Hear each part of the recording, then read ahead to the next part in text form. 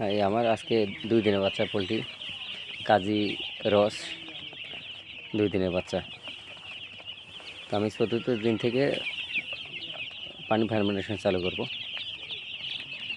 এই 500 বাচ্চা উঠাইছি।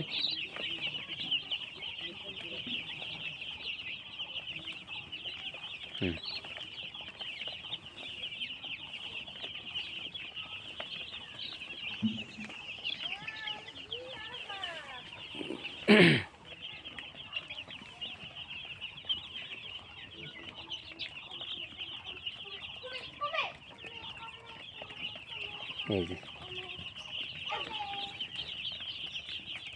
ভুসি ডুবা পালতেছি, ভুসি দেওয়া নিচে, ভুসি ওই করাতের গুঁড়া দেওয়া।